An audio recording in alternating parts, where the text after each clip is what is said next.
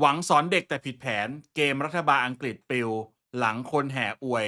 เอมิเลียสาวก๊อตขวาจัดสุดแซ่บเขาจะสอนให้โวกถูกไหม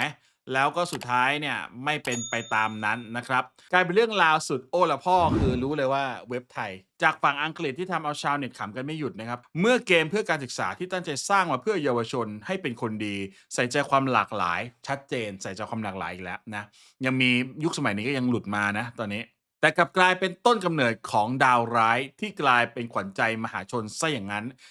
ก็คือแปลว่าเขารัฐบาลอังกฤษเนี่ยตั้งใจสร้างเกมนี้มาเพื่อแบบใส่ความ DEI หลากหลายให้กับเยาวชนของเขาหรือว่าคนเล่นเกมนั่นแหละแต่ปรากฏว่าพลิกล็อกนะครับเรื่องก็คือรัฐบาลอังกฤษได้ให้ทุนสนับสนุนนักพัฒนาที่มีชื่อว่า Pathway ซึ่งเป็นเกมแนวเล่าเรื่อง Visual Novel นั่นเองนะครับที่มีจุดประสงค์หลักเพื่อสอนเด็กๆและวัยรุ่นให้รู้เท่าทันสื่อเข้าใจเรื่องความขัดแย้งและต่อต้านแนวคิดหัวรุนแรงโดยเฉพาะเรื่องการเหยียดผิวและผู้อพยพพูดง่ายๆคือรัฐบาลอังกฤษเนี่ยให้งบในการทำเกมนี้มาเพื่อสอนความเป็น DEI 101อะไรแบบนี้นะโดยในเกมจะมีเนื้อหาหลายเส้นทางก็ Visual Novel ก็ไม่ต่างจากที่ผมพูดถึง FMV ของเกมไทยอะมันจะเป็นเบสคล้ายๆกันแต่ว่ากราฟิกที่ถ่ายทอดไม่เหมือนกันเท่านั้นเองนะแต่ว่าภาพอื่นก็จะไม่ต่างกันมากระบบอื่นไม่ต่างกันมากโดยในเกมจะมีเนื้อหาหลายเส้นทางและหนึ่งในเส้นทางของเอมิเลียตัวละครหญิงที่ผู้สร้างวางบทบาทว่าให้เป็นตัวแทนฝ่ายการเมืองขวาจัดเธอมาในลูกสาวก๊อตผมบ๊อบสั้นสวมโชเกอร์และมีพฤติกรรมชูป้ายประท้วงไล่ผู้อพยพและเหยียดเชื้อชาติแบบสุดโต่งพูดง่ายๆคือ เอมิเลียเนี่ยก็เป็นตัวละครฝั่งขวาจัดที่ปรากฏว่าแซ่บแล้วก็คนชอบอะไรอย่างงี้คือคือเกมเนี้ยก็ต้องปั้นตัวละครหนึ่งที่ทำให้เป็นตัวแทนของฝั่งขวาแล้วก็ให้ทุกคนอาจจะคือมันต้องจับต้องได้ว่าเฮ้ยใครฝั่งขวาแล้วตัวอย่างมันเป็นยังไงน้องเอมิเลียเนี่ยก็เลยถูกสร้างขึ้นมาแต่ปรากฏว่า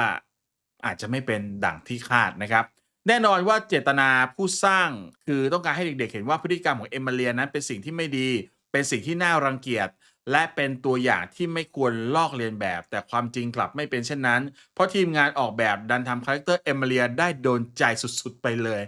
คุณดูเอาแล้วกันอันนี้น่าจะเป็นเอมิเลีย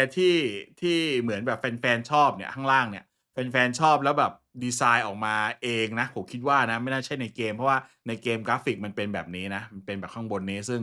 ทุกคนอาจจะไม่เห็นเมาส์ผมนะมันจับแค่ภาพนะเนี่ยอาจจะเป็นแบบตรงกลางนี้ซึ่งผมก็คิดว่ามันก็คุณดูตัวละครอื่นดิเนี่ยดูหน้านี้เนี่ยก็จะเป็นฟีลๆเนี้ยซึ่งเอ่อ Emilia มันก็ดูแบบดูมีชีวิตชีวาสุดนะใช้คำสุภาพแบบนี้ แทนที่ผู้เล่นจะรู้สึกรังเกียจกลัวหรือต่อต้านแนวคิดของเธอกลายเป็นว่าชาวเน็ตและเกมเมอร์กำลังกลับโดนตกเข้าอย่างจังด้วยดีไซน์สาวก๊อตสุดเท่ที่ดูโดดเด่นแถมมีเสน่ห์กว่าตัวละครฝ่ายดีตัวอื่นๆในเกมแบบเทียบไม่ติดและหากเห็นด้วยกับเธอก็จะพร้อมอยู่เคียงข้างเราทำให้กระแสความนิยมของเอมิเลียพุ่งทะยานจนฉุดไม่อยู่จนชาวเน็ตบางคนยังแซวเลยว่าผู้สร้างเขาคิดอะไรอยู่ที่ออกแบบเธอขึ้นมาก็เหมือนแกล้งอะนะเหมือน เหมือนแกล้ง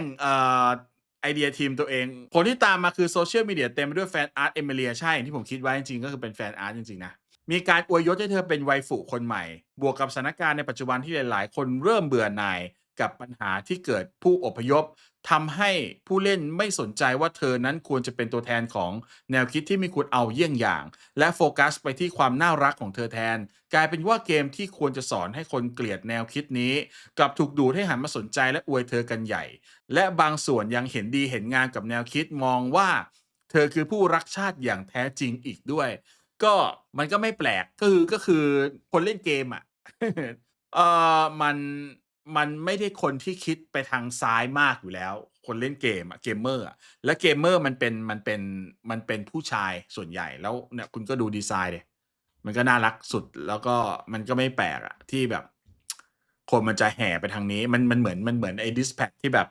สุดท้ายคนมาเอนไปจีบตัวหนึ่งซึ่งเกมมันจะรู้สถิติอะนะทั้งนี้ดูเหมือนว่าทีมงานและรัฐบาลจะรู้ตัวแล้วว่างานเข้าผิดแผนไปไกลลิฟต์เพราะมีผู้เล่นบางคนรายงานว่าตัวเกมส่วนเนื้อเรื่องของ Emilia นั้นเล่นไม่ได้แล้วขณะที่บางคนไม่สามารถเล่นเกมนี้ได้โดยสิ้นเชิงเพราะติดอยู่หน้าดาวน์โหลดเกมวนลูปไม่รู้จบจนสุดท้ายแล้วเว็บไซต์ของเกม พาธเวย์เองนั้นก็ไม่สามารถเข้าถึงได้แล้วเช่นกัน คาดว่าเป็นมาตรการฉุกเฉินเพื่อตัดไฟแต่ต้นลม ก่อนที่สาวก๊อตสายเหยียดเจ้าเสน่ห์จะได้รับความนิยมไปมากกว่านี้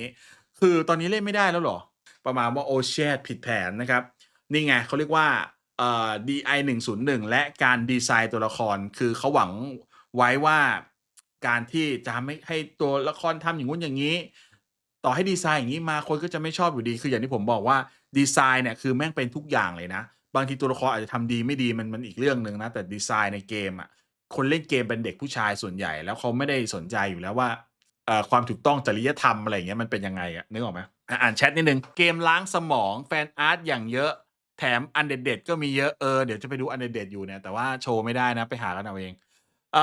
สวัสดีคุณรามิกอนนะครับคนที่บอกก็ทั้งหมดคือฝ่ายซ้ายก็ไม่จริงนะก็ทำสิ่งที่ตัวเองอยากทำแล้วมี2ฝ่ายน่ารักดีรูปที่วาดแบบญี่ปุ่นใช่ไหมรูปนี้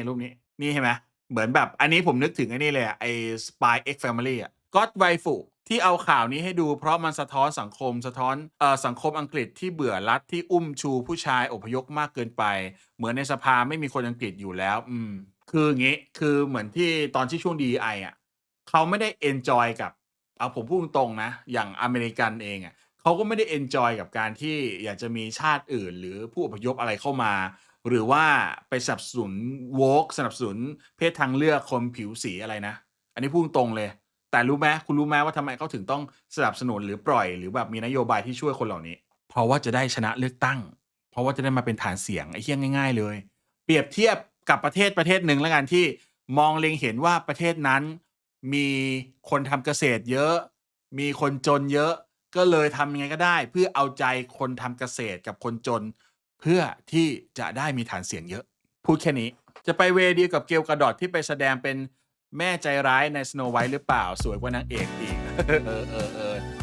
มันไม่รู้มีนางเอกเหรอวะไอเกมเนี้ยมันไม่ได้มีนางเอกนะมันคงเป็นทรงแบบสอนแบบเกมล้างสมองแบบที่คุณพิลาแมนบอกอะไม่เน้นจริยธรรมเน้นหูดำ เอาภาษีไปละลายให้ผู้อพยพใครจะไปเอาด้วยโอเคสำหรับเพื่อนๆที่ต้องการจะเป็นส่วนหนึ่งของครอบครัว Talk Control นะครับก็สามารถกดสมัคร Membership กันมาได้เพื่อนๆจะได้รับสิทธิพิเศษในการดูคลิปวิดีโอก่อนใครจะได้อาวุธสุดเท่ติดหลังชื่อไม่ว่าจะเป็นดาบเลเซอร์ดาบปราบมารดาบสายฟ้าและอาวุธระดับสุดท้ายอย่างไม้กอล์ฟติดไฟสามารถมีชื่อระดับพิเศษในกลุ่ม Discord เพื่อบอกว่าคุณเป็น Membership ของช่องและมีสิทธิ์แสดงความคิดเห็นพูดคุยกับผมในการนำเสนอคลิปวิดีโอถัดๆไปเข้ามาเป็นส่วนหนึ่งในการอัปเดตข่าวสารแห่งโลกวิดีโอเกมไม่เอาการยัดเยียดไม่เอาการเมืองรักในวิดีโอเกมในแบบที่มันเคยเป็น Talk Control ยินดีต้อนรับครับผม